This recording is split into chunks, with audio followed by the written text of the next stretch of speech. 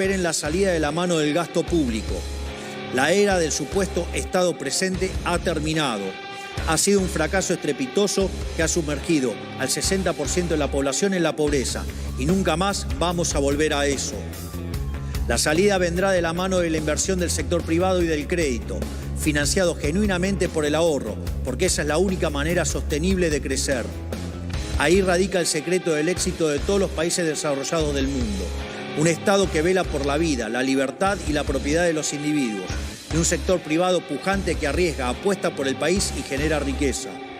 Quiero cerrar estas palabras destacando la enorme tarea que está llevando adelante nuestro equipo económico, liderado por Luis Caputo y Santiago Bausile, que teniendo todo en contra, decidieron poner el pecho para intentar sacar este país adelante, motivados únicamente por el patriotismo de saber que las decisiones las toman los que dicen presente.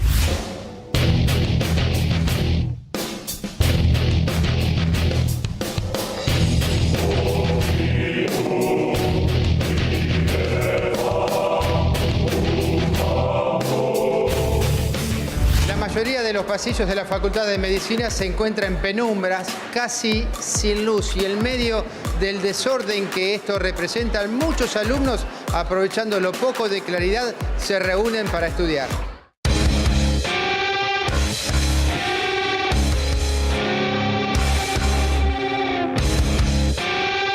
Es muy triste cómo estamos viviendo acá, pero bueno. ¿Pensás que puede afectar tu carrera? Sí, tengo miedo, obvio. Yo, estoy próxima a recibirme y no sé qué va a pasar. La plata alcanza para 2-3 meses más como máximo y después de eso, si no hay una actualización presupuestaria por parte del gobierno, va a tener que cerrar. ¿Qué es lo que está gritando la Universidad de Buenos Aires en este momento? Que sin presupuesto no hay futuro. Es un grito poderoso y creo que el movimiento estudiantil hoy está despertando. La CGT va con un libro en la mano cada uno. Es la primera vez que los vamos a ver con un libro en la mano a los líderes de la CGT, ¿no? A ver, hay que sacar fotos. Pensé que hay que ir con un libro en la mano. Además no forman parte de eso. No sean oportunistas, no se metan en territorios que no les corresponden. Si los burros de la CGT, con todo cariño los burros, ¿no? Van con un libro en la mano, están perdidos, pobres, hace tiempo.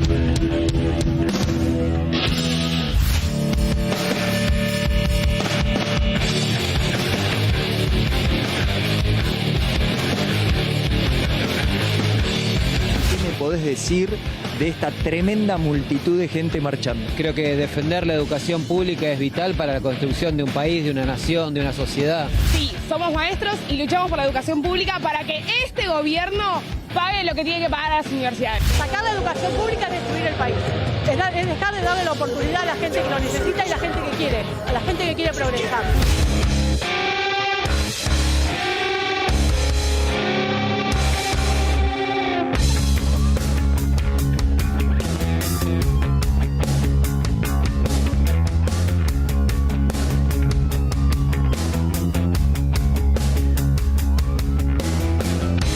Cosa, la verdad que impresionante, creo que es un pueblo entero, porque son marchas muy, pero muy representativas de un sentimiento que forma parte de nuestra historia, de nuestra cultura.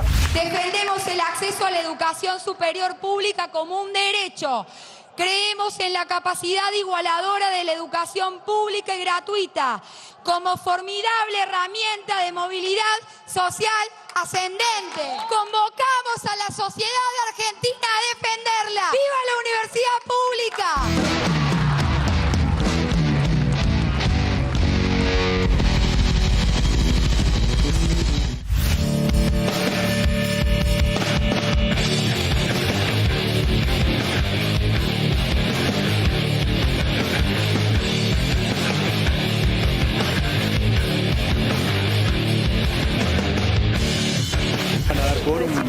No.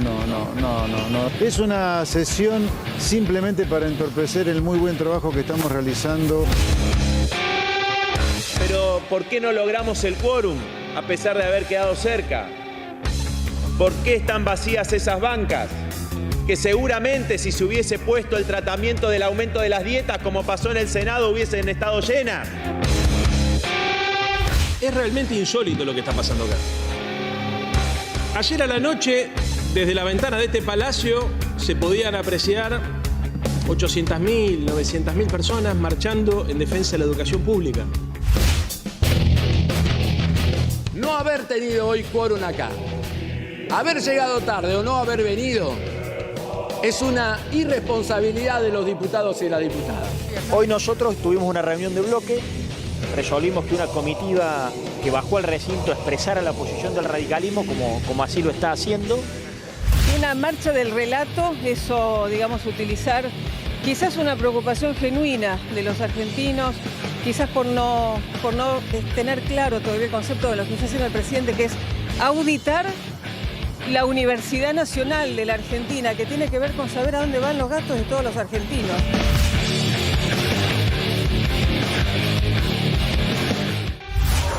Un poco más de respeto, seamos serios, por favor. ¿Les puedo por favor que pongamos orden para tener la comisión y poder escucharnos? ¿Qué esconde el texto que no lo pueden entregar? No escondan. Con Mañeto y Clarín, o sea, es un justiciero solitario en el sentido de que él viene a decir eufóricamente. ¿Cómo puede estar eufórico después de todo lo que pasó? Bueno, porque es un personaje que desarma nuestra expectativa de lo que venía siendo cómo se comporta un político. Él se comporta completamente distinto y además se sienta ahí y habla emocionalmente. Yo creo que muchas veces a la oposición le falta una política de las emociones, es decir, del entusiasmo, diría yo, ¿no? Bueno, Milei con nada, o mejor dicho, con un déficit muy grande en la economía, en lo que es el apoyo popular, etcétera, sin embargo, solo celebra. Siempre está en un cumpleaños, siempre está feliz de lo que ocurre. Bueno, esto es una rareza tremenda en la política. La pregunta del millón, ¿y esto cómo impacta en la sociedad?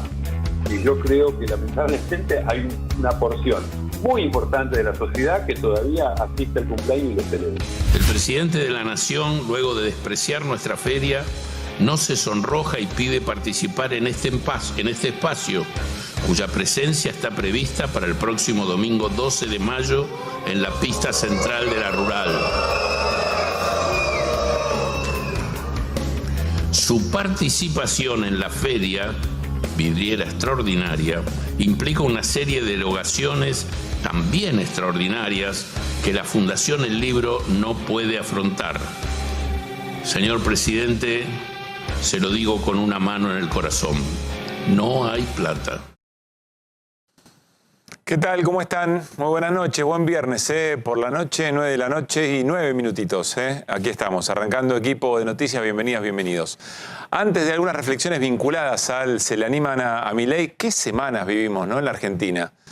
Pensemos juntos lo siguiente: lunes, cadena nacional; el martes, la movilización de las más importantes que se recuerden en democracia; el miércoles, un pedido de sesión para tratar efectivamente ese tema que no alcanzó el quórum, pero que fue un hecho político que nos tuvo todo el día también hablando de eso; el jueves, el dictamen de la ley bases y el paquete fiscal. Llegamos al viernes y prácticamente sentimos que no pasó nada, que nos estamos aburriendo de alguna manera. Es muy intensa la vida política en la Argentina, todo pasa muy rápido y alguien me decía hace un ratito nomás, todo parece ser muy frágil. El gobierno de Javier Milei lleva un poco más de 4 meses y miren lo que es una semana durante el gobierno de Javier Milei, que por supuesto viene acumulando situaciones. A ver, el gobierno de Javier Milei y el propio Javier Milei parecía infranqueable. Es decir, que todo lo que hacía el propio Milei tenía esa legitimidad en una porción muy importante de la sociedad, que cuanto Milei más era él, más lo agrandaba y más le daba vía libre para poder seguir haciendo una enorme cantidad de cosas que la sociedad y el resto del sistema político nunca le hubiera permitido a ningún otro dirigente. Saquemos el apellido Milei y pongamos cualquier otro de los últimos referentes políticos de la Argentina que compitieron o por la presidencia o por cargos importantes. Decir que el Congreso es una basura, que es un nido de ratas, un decreto de necesidad de urgencia de la cantidad de artículos y cosas que modifica la propia ley bases en su versión original. Entre el decreto y la ley bases inmediatamente establecidas por el gobierno de Milei, casi una reforma constitucional. El destrato a quien piensa distinto, cierta violencia emocional para referirse, por ejemplo, me estaba olvidando en esta semana, también la presentación del presidente de la Fundación Libertad, con todo lo que significó, ¿no? El stand-up del presidente, se dijo, se reflejó en todo el mundo esa característica tan personal de Javier Milei. Bueno, todo esto nos pasa en muy poco tiempo de presidencia de Javier Milei, pero tenemos la sensación que algo ha cambiado en estos días. La semana pasada dijimos, cuando les contamos la saga de situaciones que se venían en esta semana que pasó, dijimos, ¿estará entrando en una zona de riesgo el gobierno? ¿En zona de riesgo de qué? ¿De riesgo institucional? No. En zona de riesgo de ese ser infranqueable que decíamos recién, en el sentir de que puede hacer cualquier cosa y es como si no tuviera costo político. Bueno, el gobierno quizá está leyendo, y en esta semana tuvimos elementos para entender que el gobierno advierte que eso sí puede estar en juego. Pensemos lo que pasó con el tema de la paritaria de camioneros que fue para atrás, el tema de las prepagas y lo que el gobierno desregula y luego regula. Pensemos incluso en el modo de referirse a la movilización universitaria. Bueno, un montón de situaciones que el gobierno parece entender, parece observar que ya las cosas no son exactamente iguales a lo que eran quizá 15 días atrás. Y ese es un dato muy importante. ¿Saben dónde me parece que se refleja mejor que nada esto que les estamos diciendo? En lo que ocurrió ayer en la Feria del Libro. Un muy buen trabajo de producción aquí del canal. Inmediatamente después pudimos charlar con Alejandro Bacaro, el protagonista de la jornada, que se le animó al presidente. Alejandro Bacaro es el presidente de la Fundación El Libro, es el referente, uno de los referentes en la organización de la Feria del Libro, y se animó a decirle al presidente, sabiendo que todas las luces lo iban a apuntar, y le dijo, presidente, no hay plata. La misma frase con la que Javier Milei castiga a todos los sectores socialmente vulnerados de la vida social en la Argentina, dijo, presidente, no hay plata. Y usted está viniendo acá sacándonos apoyo. Bueno, se puso en el centro de la escena, se puso muy en riesgo Alejandro Bacaro, que no tiene un nombre y un apellido que le da espalda como otros dirigentes que han dicho mucho menos que eso en estos tiempos. Y Alejandro Bacaro lo miró de frente al presidente, le dijo con mucho respeto, con una mano en el corazón, presidente, no hay plata. Y fue muy crítico respecto de lo que hace el gobierno con la cultura. ¿Qué quiere decir? Bueno, dos cosas. Primero, es una lección política para un montón de otros dirigentes que se guardan lo que piensan, que quizás sienten que primero la sociedad tiene que romper algo para después ir a conducir esos movimientos. La sociedad se enoja con eso también, porque se da cuenta la sociedad que después de una movilización como esta, claro, ahí empiezan a aparecer otros nombres propios, otras maneras de decir. Exceptuó el tema del Congreso, me parece ahí la política está más viva que nunca. Pero Alejandro Bacaro dijo, presidente, y sabiendo el riesgo que estaba corriendo, porque se ponía en la mira de un aparato que disciplina permanentemente, con trolls, con presidentes, con ministros, dijo, presidente, no hay plata. Atención que vamos a una semana también muy intensa, porque el lunes por la mañana comienza el tratamiento de la ley bases. El oficialismo confía en que ya tiene los votos. La pregunta del oficialismo es qué va a pasar en el Senado. Y ahí la cosa está más difícil. Pero además se viene una discusión por la reforma laboral. Dentro de la ley bases hay una discusión por la reforma laboral, que es cierto, pudo negociar la CGT, sacar muchos elementos que atentaban directamente contra la vida sindical, no así contra otros elementos que, según especialistas, llevan a una tercerización que se asimila a la de la década de los 90. Paréntesis, alguien me contó recién, y lo contó Jorge Duarte hoy también, un colega responsable de Infogremiales, del portal Infogremiales, que quienes negociaron directamente la modificación de la reforma laboral tan brusca que había propuesto la Unión Cívica Radical no fue el gobierno. Es más, el gobierno no volvió a hablar con la CGT después de aquella reunión que a la salida significó el anuncio del nuevo paro general. Que quienes negociaron la reforma fueron José Luis Lingeri y Miguel Ángel Pichetto. Que ahí estuvo la negociación para hacer un poco más, si ustedes quieren, menos fuerte la reforma que se va a votar en la ley bases, pero que de todas maneras es muy, pero muy grave. Bueno, se viene esa discusión, se vienen pedidos de sesiones especiales al gobierno, otra vez por el tema universitario en el Senado, el radicalismo, Lustó, y también por el decreto de necesidad de urgencia en diputados. Ya la rechazó Martín Menem, pero se le animan al gobierno. Lo van a buscar porque están muy cerca del número para conseguir una sesión especial. Y el miércoles viene uno de los anuncios de la CGT muy importantes, una CGT que se pone al frente de las discusiones y que no solo da una pelea sectorial. La CGT va a movilizarse en el Día de los Trabajadores y va a un paro general criticando el modelo económico y social del gobierno. Recuerden ustedes, la CGT dijo, acompañamos la marcha universitaria, vamos a un paro general el 9 de mayo, pero vamos a movilizarnos el 1 de mayo. Hace mucho tiempo que no hay una movilización. Es cierto, la CGT no suele movilizar feriados, pero venía haciendo actos en lugares más cerrados, quizá en un estadio, etc. No hacía marchas. Acompáñenme, les quiero mostrar una cosa, dicho sea de paso. Miren esto. Vamos a explicar dónde va a ser la movilización de la CGT del 1 de mayo. Aquí lo tenemos en el wall. Es al Monumento al Trabajo, ¿sí? Es en el Monumento al Trabajo en Paseo Colón. Es aquí donde les estamos mostrando, aquí. Hasta lo que dice la referencia en el mapa es Canto al Trabajo, es el Monumento al Trabajo. Y la convocatoria a las 10 de la mañana es en Defensa e Independencia. Es aquí. El distingo de esta convocatoria es la marcha, insisto con esto, en los 1 de mayo anteriores no ha habido movilización en el Día de los Trabajadores. Aquí, para reforzar la crítica de la CGT hacia el gobierno de Milei, hay una movilización que entonces va de Defensa e Independencia hacia el Monumento al Trabajo, es decir, hasta aquí. Esa es la movilización del próximo miércoles. Algunos irían caminando incluso.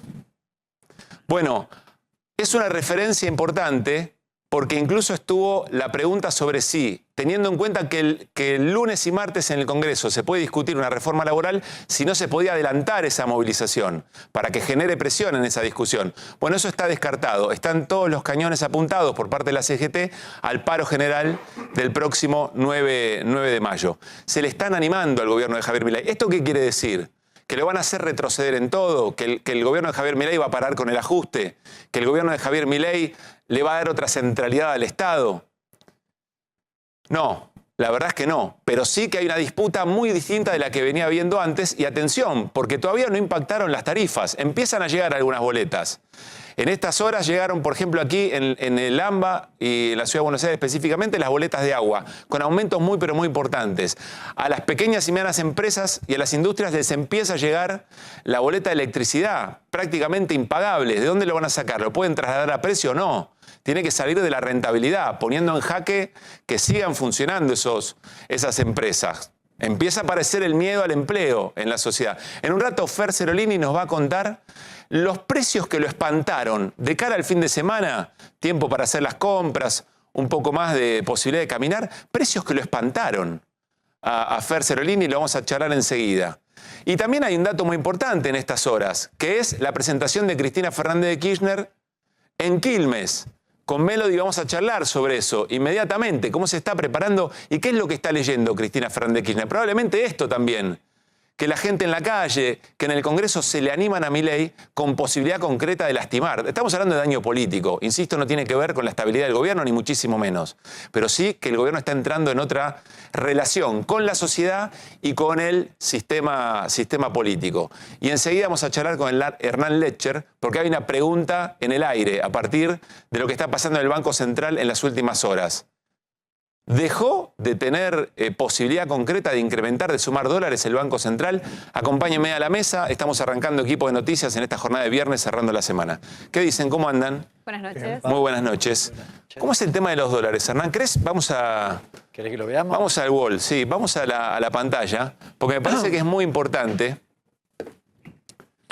entender qué es lo que está pasando con los dólares y el Banco Central, que es una de las cosas que el gobierno de Javier Milei en cadena nacional el otro día también se jacta y se ufana, ¿no? Que está recuperando las reservas del Banco Central. Sí, te traje algunos datos. El primero tiene que ver con una información que salió hace un rato nomás del Banco Central. El Banco Central publica mensualmente cuánto le pagó a los importadores. ¿Por qué esto es importante? Y ahora vamos a ver el cuadro. Porque básicamente algunos veníamos diciendo, mira, el Banco Central viene comprando dólares, pero esos dólares los viene comprando porque no le paga a los importadores. Algo que hacía la gestión anterior, digamos, y que se cuestionaba, ¿no? Supuestamente. Y cuando ves los números calzan casi al 100%. Mira, fíjate, tenés las importaciones mes por mes, desde diciembre hasta marzo. Este es el dato que salió hoy, hasta marzo. ¿Cuánto tuviste de importaciones y cuánto pagaste de eso. La línea final es cuánto dejaste de pagar y cuánto se acumuló de deuda. En diciembre dejaste de pagar 3.300, es decir, trajiste importaciones por 4.000 millones y pagaste solo 7.23. En enero, algo parecido, fíjate, ¿no? Es cierto que esto va cayendo. Fernando Marul decía, bueno, aquellos que dicen que el Banco Central no paga a los importadores, ahora tienen que buscar otra explicación porque esto se redujo. Bueno, hasta marzo, Marul, te digo, el problema es que acumulaste 10.300 millones de dólares. Esa es la deuda acumulada de diciembre a marzo. Claro. Ahora, ¿y cuánto compró el Banco Central? 11.000 millones. 11.000 y puchito. Estamos hablando de que el 91% de lo que compró el Banco Central básicamente es porque no se lo pagó a los importadores. O sea, otra vez, como el tema del superávit fiscal, dejando de pagar cuentas, decís que te sobró plata. Lo metiste abajo de la alfombra. Sí, sumate, Fer, que te encanta este tema. Por lo cual, acá digo, pies de barro respecto a esta política. Esa es la cuestión. ¿Es cierto lo que dice Marul? ¿En qué aspecto? De ahora en más, da la impresión, cuando vos ves la curva descendente, que en abril, probablemente, ahora vamos a ver la placa 2, pero después de 0, pero en abril da la impresión que eso no va a existir porque empezaste a darle los dólares a los importadores. Pero ahí se abre un signo de interrogación. A ver, Fer. No, no sé cuál es la segunda placa, no le quiero... No quieres spoilear. Truco. Sí. Bueno, no, por eso sí.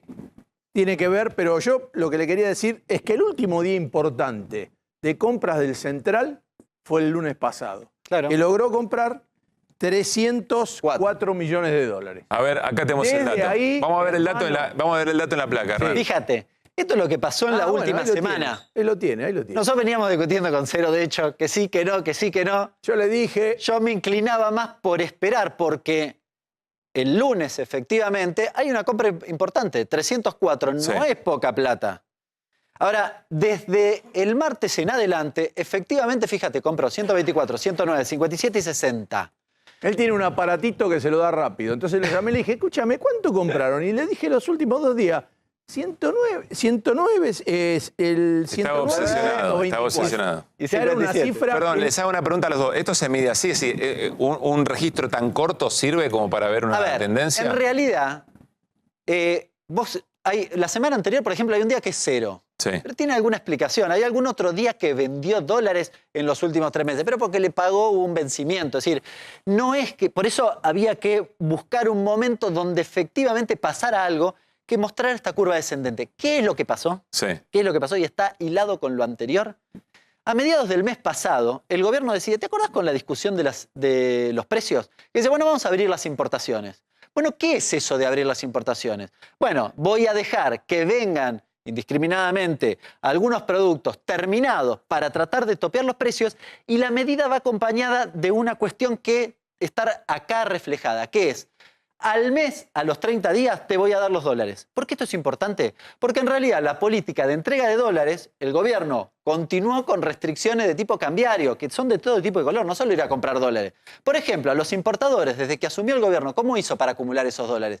Les dijo, mirá, cuando vos me pidas una importación, te voy a pagar 1/4 a los 30 días, otro 25% a los 60. Es decir, se lo fue escalonando. Sí. Lo prorrateó. Claro, lo prorrateó. Ese prorrateo está venciendo ahora y peor aún, a mediados del mes pasado les dijo, mirá, si vos querés importar estos productos, yo te doy los dólares en 30 días.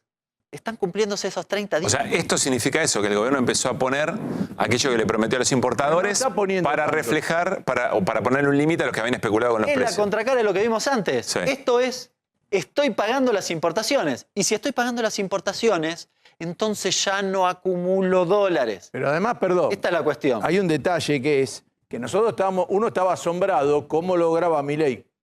En un comienzo no, porque estaba el campo diciendo, bueno, voy a liquidar porque no tengo una moneda, y en un comienzo la devaluación era importante. Entonces, el valor del dólar era como real y fuerte, pese a la devaluación del 25% del mes de enero, ¿se entiende? Del mes de diciembre.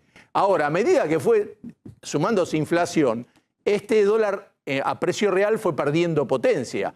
Entonces, uno se asombraba cómo todavía en febrero se recaudaban, el Banco Central lograba comprar 200 millones y a comienzo de marzo y todo cobrando 250 millones de dólares por día. Ahora vos decís, ¿cuándo empieza la cosecha gruesa? Empieza a fines de abril.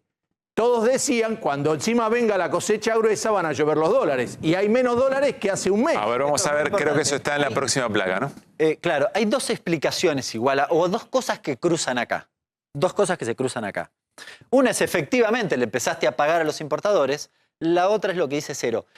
A ver, en este momento en particular, la liquidación de la cosecha tiene estacionalidad. Es decir, yo en enero no liquido lo mismo que liquido en abril.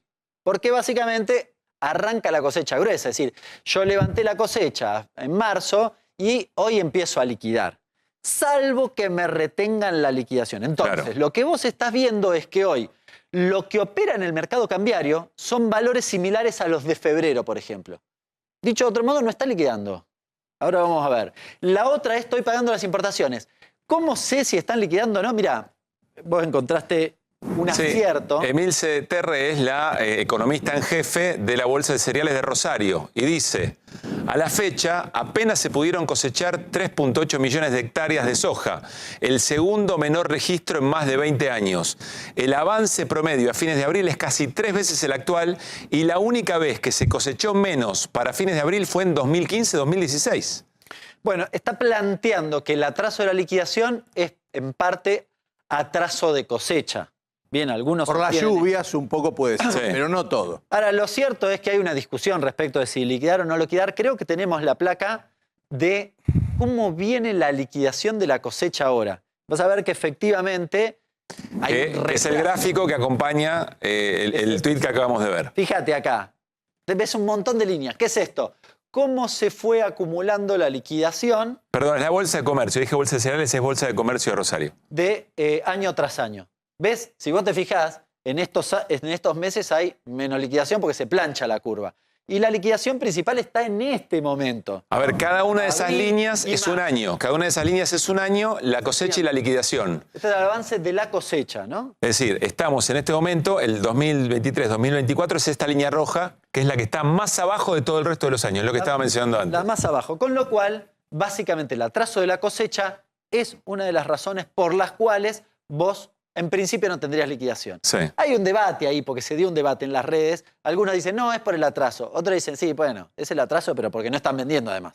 No tienen mucho apuro. Claro. Está la cosecha e incluso aquellos que ya le levantaron no quieren liquidar. Con lo cual, volvemos a lo anterior. Eso no se ve reflejado en mayores operaciones en lo que se llama mercado abierto, en el MAE, y por lo tanto, el Banco Central tiene posibilidades o menos posibilidades de comprar dólares. Se dan las dos cosas. A ver, se paga a los importadores y se liquida menos. Quiero resumir, porque el tema dólares claramente es un tema determinante para el momento de la economía política y sobre todo para el gobierno de Javier Milei. Dos cosas que nos acaba de decir Hernán. Primero, que lo que compró en dólares el Banco Central y se ufana el gobierno de Javier Milei es prácticamente la misma cifra de lo que no se le pagó a los importadores. Entonces lo que dice Hernán es, acá está el secreto, no en otra, no en algo más virtuoso que esto. Es el primer punto. Sí, pensarlo a la inversa. Sí. Si le hubiese pagado a los importadores, no tienen acumulación de reservas. ¿Y cuál es qué hubiese interpretado el mercado si pasaba eso?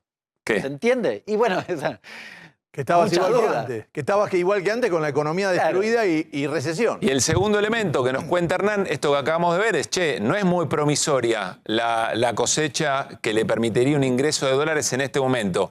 A este momento del año, respecto a un montón de otros países, es la menor. La pregunta es, ¿y entonces qué? ¿Cuál es el problema? Varias cuestiones. La primera, te agrego una cuestión chiquitita, pero es, el 15 de abril se anuncia que las pymes pueden acceder también a 30 días a dólares para sus importaciones. Con lo cual, dentro de 15 días, este escenario probablemente se agrave. Esa sangría va a ser más fulera. Podría ser, hay que ver cuál es el volumen de las pymes y demás. Claro. Digo, que no se liquide, digo, no es que va a pasar indefectiblemente, pero puede ser. La segunda, que es una gran contradicción, el gobierno logra la acumulación de dólares porque sostiene el cepo. ¿Se entiende? Sí. ¿Y esto por qué es importante? Porque en la última semana, las últimas 2 semanas, se discutió mucho si se podía levantar o no se podía levantar el cepo. Si vos lo levantás, ojo, porque te puede generar problemas. Y la tercera... Milei lo reconoce eso. Milei dijo, no puedo levantar el cepo ahora porque no sé si se me va en una corrida. Además, la corrida. Pero además, esto es un problema de flujo. La corrida es un problema de stock, si querés. Bien. ¿Por qué? Porque los plazos fijos pueden correrte contra el dólar. Pero este es un problema de flujo que aparentemente el gobierno decía, yo lo tengo resuelto el flujo. Bueno, no sé si tanto. Esto es. Y la tercera es, todo esto, ¿de qué estamos hablando? Del otro lado nos dice, ¿y a mí qué? Claro. Bueno, ¿a mí qué? La discusión es de evaluación sí, de evaluación no. ¿Qué es lo que venimos o se viene tensando desde hace rato? Milei dice, el otro día en el Yao Yao dijo, no sé por qué quieren modificar el tipo de cambio, devaluar y demás. Si en realidad más o menos estamos bien. Bueno, acá se empieza a cuestionar eso. Del campo le dijeron, nosotros no vamos a liquidar con este tipo de cambio. Si devalúa el gobierno, la gente del otro lado ya sabe el efecto que tiene sobre su bolsillo, pero además en términos macro, podría estar en riesgo, quizás, al menos una de las principales cosas que hacen al relato de Milei, que es la curva de descenso de la inflación. Si hay una devaluación, probablemente pase lo que dice Cavallo. Cavallo que dice, van a tener que acelerar el crawling peg, la devaluación. Y si eso pasa, vas a clavar la inflación entre 6 y 7%. Algo parecido a lo del gobierno anterior, pero la vas a clavar de acá hasta fin de año. Claro. Si eso sucede, de nuevo, el gobierno no puede mostrar un acierto, si se quiere, en esa curva descendente. Bueno, retomo con lo anterior. El gobierno tiene problemas en la calle, se le animan al gobierno en la calle, al gobierno se le animan en el Congreso, más allá de que se le dé la sesión especial o más allá de que efectivamente se apruebe la ley bases, hay que ver qué pasa en el Senado, y al gobierno también le empieza a preocupar estos números que muestra Hernán Lecher. ¿Será esto lo que lee Cristina Fernández de Kirchner? Vamos a la mesa de vuelta y le vamos a preguntar a Melody qué es lo que está pasando con la expresidenta que mañana en Quilmes va a protagonizar un acto y de alguna manera vuelve a la escena pública. Así es. Muchos hablaron de reaparición en la vía pública de Cristina Fernández de Kirchner, que en realidad nunca desapareció, porque siempre estuvo en el Instituto Patria, siempre estuvo muy atenta a sus cuentas de TikTok, a lo que va sucediendo, por supuesto, al análisis que hace políticamente. Bueno, Cristina ayer subió a su TikTok justamente en esta previa. Va a estar mañana, va a estar en Quilmes, va a estar junto a Mayra Mendoza, que es quien la invita, en la inauguración de este microestadio Néstor Kirchner. ¿Qué sucede? En el TikTok critica a quienes se pelean por su lugar en las listas. Ella lo que dice es, ¿qué pasa con los políticos que tienen egos, que tienen más importancia en el lugar en las listas que su vida política? Esto es lo que dice. ¿Querés verlo? Dale, lo compartimos. Qué joven que sos, che. Rawson es lo más popular de San Juan. Es como, se digo que es como nuestra matanza. Es como nuestra matanza. Bueno, sí. Y muy productivo. Y muy bueno, la matanza que una industria es impresionante. Traemos productos regionales para comer, para engordar. Todo de Rawson, del Médano de Oro. Esto es denominación de origen del espacio. Mira. Ensalada de vegetales asados, qué bueno que está. Todas verduras asadas. Todo hecho por productores del Médano de Oro, de nuestra zona rural. Romper para pegar suerte. Ay, que me encanta una taza de desayuno. Che, me encantó esto. Contarte, Cristina, que que hace poquito yo he renovado mi banca de concejal, el intendente, somos de líneas del peronismo. Mi candidato era Juan Carlos Gioja, no pudo lograr ser intendente, es Carlos. Vos eras candidato Sí, claro, pero hemos logrado la unidad. Me parece la mejor noticia, además de todas las cosas que me regalaron, que me pueden haber dado. Me parece que es lo que hay que hacer fundamentalmente. Las únicas diferencias que puede haber, si las hay, es cuando uno piensa que hay que hacer una cosa con la economía, otro piensa que hay que hacer otra, ese tipo de cosas. Pero cuando las diferencias son a veces por un lugar en la lista, punto.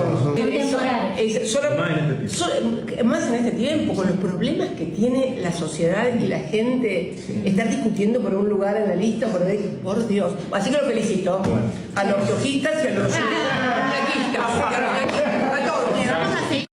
Cristina Fernández de Kirchner, el material que recoge Melody, varias cosas acá como siempre, ¿no? Cristina sabe del uso de las redes, también de mostrarse humana, cercana, con el tema de los regalos, con alguna manera de contar algunas cosas, en este caso de la localidad de Rawson, pero en el fondo también seleccionando, que se debe encontrar con un montón de personas, Cristina, debe recibir un montón de personas, elige acá mencionar el tema de la unidad, es decir, está mandando un mensaje político.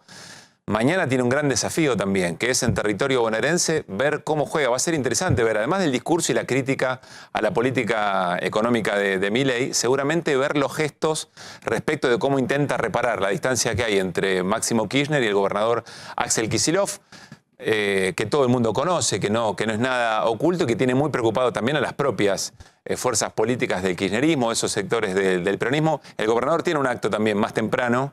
Un acto interesante, por otra parte, porque va a recoger la preocupación por el canal de Magdalena, va a volver a ese tema, es un tema importante, y luego va a estar seguramente en Quilmes para el acto de Cristina Fernández de Kirchner, que me parece mañana va a dejar algunas señales en ese sentido. Y también las ausencias y las presencias van a hablar. Siempre. ¿Hablará de la unión o la separación en su espacio o en otros también? Porque viste que también se habló mucho de lo que sucedió en diputados, en senadores, qué pasa con cada partido, qué opinan de cada partido, porque en realidad lo que se sabe a esta altura es que casi todos están quebrados. Entonces, también manda mensajes para todos. Para mí, Cristina lo que hace constantemente es bajar una línea muy marcada. ¿Qué opinas, Cero? Te escucho muy callado. No, pero no, yo dejo... A ver, yo lo que creo es que ella tiene un concepto movimentista y que no es de la cámpora, Cristina. La cámpora está con Cristina y apoya a Cristina, pero Cristina es mucho más que la cámpora. Y la apoyan los que, si fuera, ¿se entiende lo que digo? Entonces me parece que en este juego chiquito de la pelea de la cámpora con Kicillof, que no es un juego chiquito de con el Cuervo Larroque, digamos. Tiene impacto fuerte. Sí, tiene un impacto fuerte, pero me parece que ella no es como cuando fue a determinados enfrentamientos con la CGT y todo. No es que ella dice yo no quiero la CGT, pero me parece que justamente una persona que ha logrado gobernar 2 mandatos, llegar a tener 54% de los votos, no juega para un grupito, juega para la totalidad. Entonces me parece que es un mensaje inclusive para Máximo esto, para Máximo y para... Bueno, por para eso todos. veremos qué gestos se van a dar mañana también, ¿no? Si ustedes se fijan en el videíto, Sí. sutileza. A ver. ¿Qué dice Cristina? Se ¿Qué trabaja en le los dice detalles, Cristina? ¿Qué Hernán. le dice Cristina? A los dos de Raus. Dice, la discusión electoral, los lugares en las listas, eso después hay que ponerse de acuerdo, hay un momento para hacerlo. Pero eso no puede ser la centralidad de la política. Eso es lo que le está diciendo. Ese es el principal, para mi forma de ver, el principal mensaje hacia adentro. Me parece que está diciendo, hay algunos que están interesados en ver quién tiene la lapicera, cuál es el lugar en la lista, y se olvidan que Milei es presidente. Recordemos que Cristina dijo, me invitó Mayra Mendoza el lunes, después de escuchar la cadena nacional del presidente, decidí que voy a aceptar esa invitación. Muchas cosas para observar, insisto, también hasta el propio lugar que elija Cristina Fernández de Kirchner para jugar en lo que viene de la política, ¿no? Recordemos, viene haciéndolo con clases magistrales, aceptando invitaciones, en algún momento fue con cartas durante el gobierno de Alberto Fernández. ¿Cuál será el lugar de Cristina y su manera de intervenir? Teniendo en claro que, lo decía recién Leandro Santoro con Maxi Montenegro, que no va a ser, que no está en juego si es candidato o no. Eso ya lo dejó bastante claro. Es asombroso. Igual una última encuesta que habíamos visto que hicieron, que hizo Timerman con Sheila Bilker, ¿no? Que realmente la imagen de Cristina se mantiene muy bien. Porque Clarín la tituló al revés. Decía, cae la imagen de no. Y yo fui a buscar las anteriores que había. Y la verdad que subió, aún en zona norte, que es la zona donde yo vivo, me asombró que había lugares donde antes tenía el 14% que estaba cerca del 30%. En lugares... Sí, también el tema es, ¿qué es lo que se dice? Bueno, ¿qué rol juega del otro lado? Bien, pero porque si la fortaleza de Milei es haber amalgamado todos los que no quisieron que continúe el gobierno anterior con la propia referencia de Cristina Fernández de Kirchner, hay quien dice, bueno, también la reaparición de Cristina puede volver a cohesionar algo que a Milei se le está rompiendo. Pero que además tiene la libertad de ya no querer ser candidata. Entonces eso te da un juego distinto. Porque me parece, yo te estoy diciendo, daba en la provincia, daba casi el 48-50% de aprobación. Pero yo, que vivo en un distrito que es peor que la capital para el peronismo, que en Vicente López, el peronismo es increíble, es el récord de sacar en contra. Y había crecido la imagen. Entonces digo, bueno, se ve que la gente... No está cuestionando, tiene lo que dejó Y algunos empiezan a decir, che, bueno, porque si mejora la imagen, supongo que es en base a comparaciones con el pasado, porque no es que ha hecho actos nuevos, ¿entiende? Bien. Ibas a decir algo, Hernán, sobre esto y cerramos.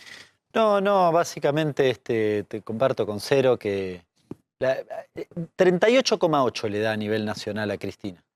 A mí me parece alto. Y Cristina da la impresión que no quiere ser candidata y demás. Ahora, evidentemente sigue encabezando una buena parte de la fuerza política. 40% me parece un valor para sí, nada. está bien, pero yo insisto, mucho más. Insisto, muchas cosas. ¿Cómo juega en la interna que todavía tiene hacia adentro? ¿De qué manera ella está dispuesta a jugar? ¿Y qué impacto tiene en todo el sistema político que Cristina Fernández de Kirchner vuelva a hablar? Bueno, ahora estamos especulando. Vamos a ver qué dice. Reapareció ahora por lo que pasó con las facultades. Bueno, para mí esa es una Hay pregunta una también, una luz. Si está leyendo también, Cristina, que este es el momento porque quizá algo se requebraja. Lo de las tarifas, sí. Como dicen, la vio. Dijo, vienen las tarifas, Sí. cuando lleguen las tarifas plenas, muchachos, a lo que están sufriendo se le va a dar un golpazo nuevo. Pero hay cositas que son más sensibles al resto de la humanidad. Quizás las tarifas no habían pegado tanto. No pegaron porque no llegaron. No llegaron, claro. Perón decía que el Pero órgano el más debate. sensible de los argentinos es el No, ya lo sé, bolsillo, pero señora. el debate en sí no pegó tanto quizás como el debate de las facultades. No, eso está bien, bueno, pero es la demostración, bueno, por De supuesto. todo es, no es una cosa o Se sea van otra. juntando una solamente con la son cosas. otra. Lo que pasa es que las facultades fue una marcha impresionante, lo hablamos acá, pero está focalizado en un grupo. Ahora, lo otro le llega a todos, Sí. al que no tiene un pariente o nadie, ni un docente cercano, ni un sobrino que estudia, nada, le va a llegar a todo el mundo. Bueno, Entonces, Fer, también lo que llega a todos lados son los precios. Saliste a hacer compras y volviste aterrado con algunos. no, yo con algunos aterrado no, me costos. di cuenta que estoy muy despierto. Estoy muy despierto. Vos decime que sí a lo de aterrado, porque son precios No, estoy aterradores aterrado, y pero no, me pero matás, aterrado, el. aterrado te graph. inmoviliza. A mí no me aterroriza, por eso Claro. estuvo. ¿Yo qué hice? Mire, Pero decís que estás aterrado porque es el gráfico. Claro, es el graph, te preparamos el graph. pero está bien. Yo soy un periodista distinto, no me hago cosas. Por eso que con Pronto siempre Cero hicimos línea cosas distinta, distintas. muy Yo lo bien. que le estoy diciendo es esto. Mire lo que encontré. A ver. Entonces, yo estaba comprando usted sabe que yo soy vegetariano, entonces mi cumpleaños lo festejo con un guiso vegetariano de garbanzos y otras cosas. Bueno, cuando voy a comprar va a tener brócoli seguro. Pero Sí. hay precios que no estaba comprando hace un tiempo. Entonces, llamé a casa y pregunté, ¿el brócoli cuánto está? Tiene que haber un error ahí. Y entonces Te me sobra dijeron que el brócoli más o menos estaba en este precio. Mirá Entonces vos. compré el brócoli. Pase a la otra placa. Sí. Este viernes no ponemos... Mire esto. Entonces, cuando llego a casa, Yolanda, la señora, me dice, trajiste un solo morrón. Claro, no haces un... Le digo, pero para el guiso está bien. No, pero yo te iba a hacer, esto lo adoro porque lo hace espléndido, que son los morrones en aceite. Qué rico. Es impresionante. Y mi mujer hace una pasta de morrón con nueces. Así que necesitaba un kilo de morrones. Iba a preguntar lo mismo. Tenemos un kilo poné de la fecha. morrones. Me dice, necesito un kilo de morrones. Le digo, mirá, yo no voy a convalidar 4.500 pesos. Sé que generalmente los morrones son un poco más caros que los tomates, un 20 o 30% más que los tomates, y los tomates estaban en 2.000 y pico. Digo, ¿cómo casi 5 lucas, 4.500 pesos el kilo de morrón? Le digo, no lo haré otra cosa, no voy a comprar eso. Se fue a comprar lo que faltaba a la verdulería y encontró el kilo de morrón a 2.800 pesos. Bueno, Quiere decir que el olfato de papá está intacto. estaba muy bien. Porque no lo compré. No compré uno solo para poder hacer el plato, Claro. pero no... No ibas a convalidar eso. No iba a Es una convalidar. barbaridad. Así que me dije, viste, lo conseguí a 2.800, ¿viste que tenía razón? Le dije. Muy bien, Cero, gracias. Hay que salir a buscar. Bueno, recién Melody lo decía, tiene que ver con la movilización. Estamos ahí, ¿no? Nos vamos a nuestra invitada, si no me equivoco. Muy bien. Tenemos la movilización esta semana. Es una movilización que en la Argentina, quizás la semana que viene estamos hablando de otra cosa, pero significó un hecho político muy importante, insistimos. Se habla de una de las movilizaciones más importantes de la recuperación de la democracia y hay una discusión sobre si la calle o los algoritmos, ¿no? Sobre si la calle y la vida digital, si ustedes quieren, de las cosas que pasan en la calle. Yo quiero recordar un mensaje de uno de los voceros presidenciales, de Javier Lanari, que trabaja en comunicación del gobierno, que dijo, creen que porque pueden llenar una plaza tienen mayor representación. Hacen política con formas del siglo XX. Bueno, ¿cómo se cruza eso con la especialidad de la casa? La especialidad de la casa es del gobierno, tiene que ver con la comunicación digital y hacer política a través de las redes. Está Emilia Reiser con nosotros aquí en el estudio. Ella es politóloga, consultora de Ad Hoc Comunicación. Hicieron un reporte digital sobre la movilización universitaria. Ahora nos van a explicar bien de qué se trata esto, pero básicamente lo que comentaron es que durante el 23 de abril, el día de la movilización, y hasta las 3 de la tarde del miércoles 24, más de 1.300.000 usuarios hicieron 1.400.000 menciones respecto de la marcha universitaria y sacaron una conclusión, que es una conversación orgánica. Francamente necesito que nos traduzcan esto, así que Emilia está aquí con nosotros. ¿Cómo anda, Emilia? Hola, buenas noches. Gracias por venir. No, a ustedes. A ver, ¿qué les interesó observar, qué les interesó estudiar y qué conclusiones obtuvieron? Bueno, hay algo que se viene conversando mucho en torno a lo que es la comunicación digital en Milei, que es el rol de los trolls, los movilizadores, los activistas o militantes digitales, ¿no? Entonces, eso es algo que cuando se instala alguna conversación, cuando hablamos de conversación, hablamos de posteos, publicaciones que distintos tipos de usuarios hacen en todas las redes sociales. Nosotros relevamos todo lo que es la conversación pública, es decir, no solamente nos enfocamos en X o en Twitter. Y cuando hablamos de la conversación de Milei, muchas veces está caracterizada por mucha militancia digital en torno así, para generar cierta positividad, instalar ciertos conceptos que le son favorables y su propio encuadre. Sí. Nosotros, cuando vamos a analizar las conversaciones políticas, tratamos de ver, bueno, qué hay detrás de eso. Y en el caso de lo que fue la marcha, lo que viene siendo en general la conversación sobre la situación de las universidades públicas, hay algo que es muy genuino de la gente, que no hay tanta participación militante, lógicamente, porque también es un encuadre muy negativo para el gobierno, ¿no? Pero que tampoco tuvo una instalación masiva y fue la gente, ciudadanos de a pie, podemos decir, por usar un concepto conocido, que se movilizó desde las calles y se movilizó también desde el activismo digital a posicionarse en defensa, sobre todo, Claro. en la educación. O sea, Emilia, ustedes distinguen, ahora nos contás qué valor le dan a eso, pero ustedes distinguen entre militantes digitales y la sociedad, si vos querés, más suelta, que se compromete con una mención. ¿Es la comparación en la calle como cuando decía, no, esto vinieron en micro y esto vinieron gente suelta?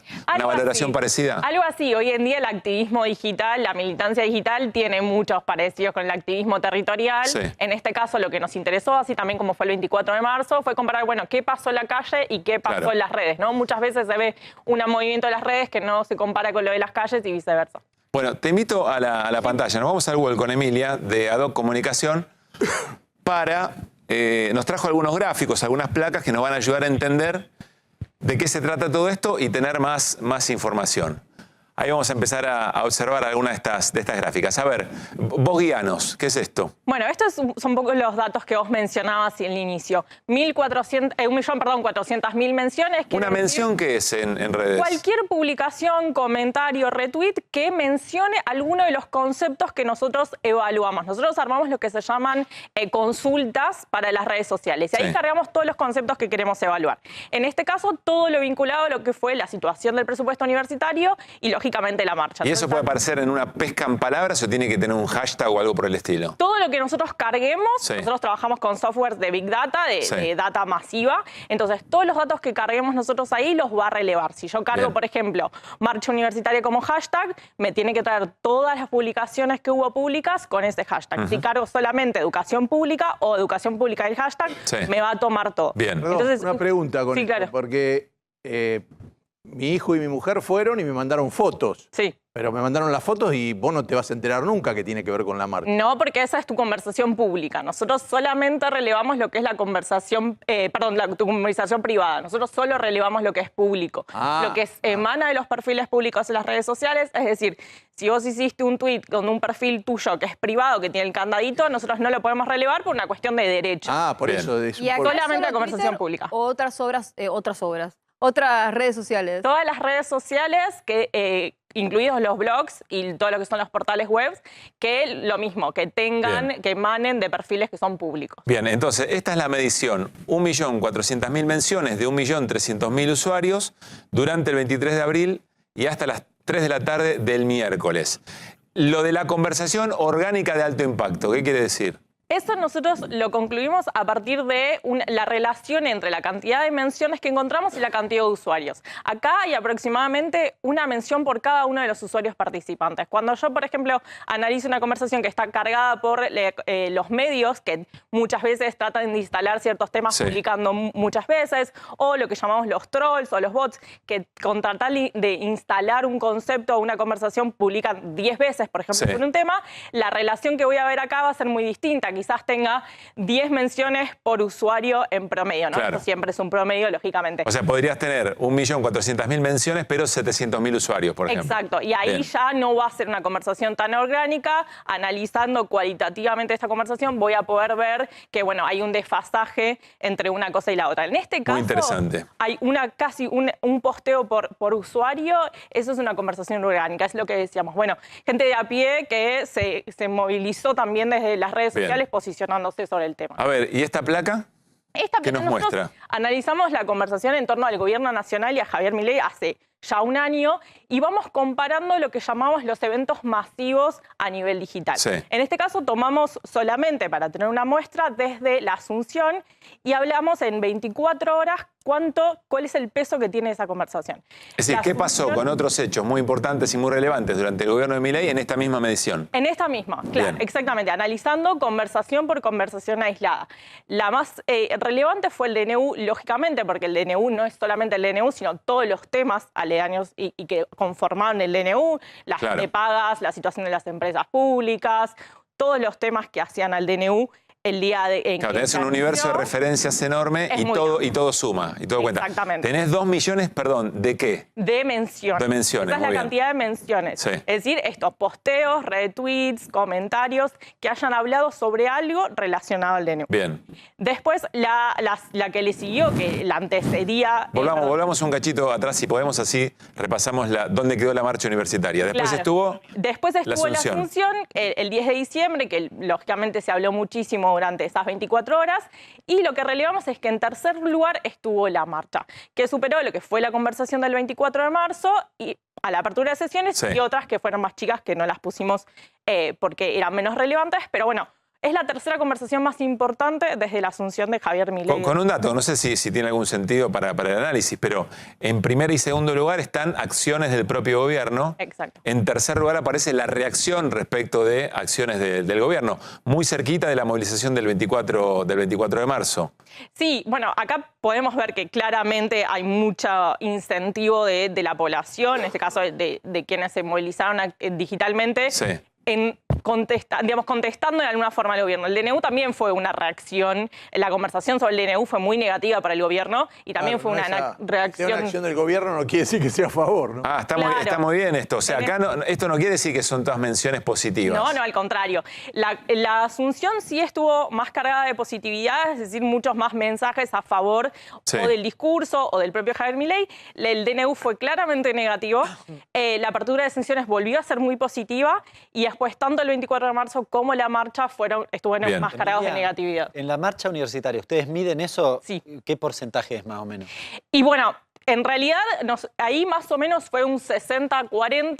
Lo que pasa es que hubo mucha carga desde los trolls y mucha carga desde el encuadre y tratado de... ¿60-40 qué? 60 positivo. 60 positivo respecto a la marcha, ¿no? Y 40 negativo, pero analizando más cualitativamente hubo mucho también... El 24 de marzo, perdón. Perdón, espera que cierre la idea, perdón, Emilia.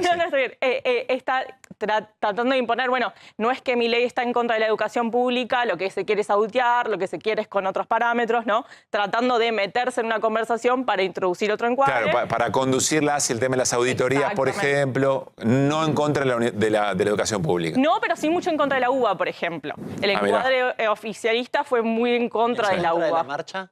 En contra de la marcha, en realidad, fue, bueno, es decir, usa la marcha políticamente. Es una utilización del peronismo, es una utilización político-partidaria de la marcha. Están usando a los estudiantes para posicionar a la oposición. Pero recordemos que estamos hablando del 40% de las menciones dividido en lo positivo o negativo respecto de la marcha. Exactamente. Estamos hablando del 40%. ¿El 24 de marzo también tuvo una carga parecida de negatividad? No, el 24 de marzo... a ver, depende de para dónde analices la positividad y la negatividad, ¿no? Si pensamos en la marcha, hubo mucho mayor posicionamiento a favor de la marcha que en contra. En ese caso, el encuadre del gobierno quedó muy chiquito, muy reducido. No sé si ustedes se acuerdan que trataron de incentivar la idea de la memoria, verdad y justicia completa, Sí. memoria completa. Bueno, completa, la palabra completa casi no se usó en redes sociales. No pudieron instalar ese encuadre, digamos, contrarrestado con el nunca más, con la idea de los son 30.000, Claro. ¿no? Esa lucha digital, el gobierno no logró instalarse. Vamos a seguir compartiendo el material. Quiero recordarles, si recién se enganchan, que lo que estamos viendo es qué vida digital tuvo la marcha universitaria, uno de los eventos político-territoriales más importantes de los últimos tiempos. Se habla de la marcha más importante incluso en democracia, con Emilia de Ad Hoc Digital. ¿Qué más? Bueno, esto es un poco el análisis más cualitativo de lo que me consultaban recién. Bueno, ¿cuál fue el encuadre que primó? Así un poco analizamos nosotros las conversaciones en cada uno de los casos. Este es el caso de la marcha de las 24 horas en torno al 23 de abril. Sí. Si ustedes ven acá, bueno, hay palabras que se usaron de ambos lados, educación pública se usó de ambos lados, universidades públicas lo mismo. Ahora, la idea de la defensa, la gratuidad, la idea del federalismo universitario, son todos conceptos a favor de la marcha, lógicamente opositores a las políticas de gobierno, ¿no? Entonces, por eso podemos decir que los conceptos y el encuadre que primó, el encuadre a favor de la marcha, a favor de la movilización y un poco en contra de la política. Hay algo, te digo que es para quedarse un rato acá. El algoritmo. Ignorante desclasado aparece ahí. Bueno, ese es Curro. Movilidad social. Ese es un tuit que circuló mucho, que lo que dice justamente es esto que me preguntabas, bueno, estar a favor de la universidad pública, ir a la marcha, no significa que seas peronista, simplemente te dice que sos un ignorante desclasado. Bueno, esas palabras circularon mucho. Trumperizar, mirá. Sí, Trumperizar es otra referencia. ¿El algoritmo agarra historias también o solo posteos? En realidad las historias solamente si tienen texto, las fotos es mucho más difícil Claro. de medir y además la gran mayoría de las historias están privadas. Pero Bien. si yo tengo mi perfil público y escribí... Si tiene texto seguramente sale. Bien. Entiendo que tenemos algo más, ¿no? Para compartir. Bueno, esto era un poco para comparar. El día anterior, ustedes habrán visto que estaba la famosa cadena nacional. La cadena nacional, claro. Y mucha expectativa en torno a eso. Y nosotros, bueno, quisimos analizar primero cuál era el impacto de la cadena nacional, que fue bastante bajo. Lo mismo, se venía hablando tanto de la marcha universitaria al día siguiente y ya venía en ascenso esa conversación que no lograron imponer el tema. Si bien estuvo, no lograron imponer el tema de... Bueno, cómo se había recuperado fiscalmente la Acá Argentina. tenemos las 8 de la noche del lunes 22. Exactamente. El 23 y después efectivamente cada 2 horas el devenir del día. Solo la cadena nacional. Eso es solamente la cadena nacional y Que esta tuvo es la un pico comparación entre con la marcha. que tuvo un pico entre las 8 de abajo. Claro. que tuvo un pico entre las 8 y las 0 horas. Claro. Más o menos cerca, fue a las 9 de la noche, si no me equivoco, cuando arrancaba Equipo de Noticias. Nada es casual. Y después fue decayendo. ¿Y qué pasó con la marcha? Si lo comparamos con la marcha, por eso yo les decía que ya la idea de la marcha venía en ascenso, la conversación venía Sí. en ascenso, toma el pico lógicamente el 23, pero incluso deja muy por debajo en cuanto a volumen de conversación la idea de la conversación en la cadena nacional. Eso es muy interesante porque vos ves el segundo gráfico y ves que realmente queda muy relegada la cadena nacional. Arriba ves el pico, pero el pico abajo, cuando lo ves abajo, no le toca ni los talones a lo que se Claro, este círculo es el pico de la cadena. Claro. Es esto ampliado. Y miren dónde está el pico de la movilización. Es muy impresionante. Habría que decirle a Javier Lanari que dieron un discurso del siglo XX, que por eso no repercutió. Yo que él habla Puede del ser. siglo XX, siglo XXI. Que Lo la escena... llamativo es que incluso en el pico de la cadena, las menciones a lo que tiene que ver con la marcha son infinitamente superiores. Claro. Es decir, en el mismo momento que estaba la cadena, había muchísima más gente, no sé, 10 veces más, tuiteando y demás sobre la marcha, a la par de de la cadena, del pico de la cadena. Exacto. Sí, si uno observaba en ese momento los hashtags, por ejemplo, de X o de Twitter, podía ver que la idea del superávit fiscal o algunos conceptos que trató de instalar Milei estaba muy por debajo de Marcha Federal Universitaria como hashtag primero o educación pública. Es eso, se venía hablando desde mucho antes y no logró instalar agenda. Quiero hacer una mención que ya lo aclaró Emilia, pero me parece importante, y es que ellos están tratando de entender cuáles son las conversaciones orgánicas. ¿A qué se refiere? Que por supuesto que hay trolaje, que hay muchas personas militando en las redes para tratar de posicionar temas. Ellos están distinguiendo, bueno, fueron conversaciones orgánicas, es decir, lo dio un sector de la sociedad que no estaba obstinadamente tratando de conducir la conversación. Eso me parece muy valioso. Tengo dos preguntas para hacerte. La primera es, ¿para qué nos sirve esto? Me resulta súper interesante y reconozco que me cuesta a veces ir a buscar la dimensión digital de las cosas que nos pasan en la vida de carne y hueso. ¿Para qué nos sirve toda esta información? Bueno, para distintas cosas. En primer lugar, hoy en día las redes sociales son la principal fuente de información de la mayoría de los argentinos. Entonces, lo que sucede en las redes sociales va a ser seguramente aquello que lo único que les llegue muchas veces, no hablo de nosotros, pero a la mayoría de los argentinos que no pasan tiempo mirando la televisión, escuchando la radio, no tienen el hábito de informarse mediante otros medios más tradicionales. Entonces, lo que sucede en las redes sociales, directa o indirectamente, se instala, va decantando, va formando parte de los encuadres que tenemos en nuestras cabezas de qué es lo que sucede en la realidad. Entonces, lo que sucede en las redes sociales... Es decir, no es solo de qué se habla, sino cómo se habla de eso que se habla. Totalmente. Nosotros lo que vemos que el gobierno nacional logra instalar muchas veces de qué se habla, pensemos, por ejemplo, en el caso de el Cosquín Rock y Lali Espósito, hablamos todos de ese tema. Ahora, ¿cómo se habla? Bueno, eso ya es algo que no va a poder controlar. Lo que vemos es que últimamente ya no está controlando ni tampoco de qué se habla, ¿no? Volviendo a estos casos. Qué interesante este dato. El gobierno deja de poder controlar de qué se habla, pero también cómo se habla de estos temas.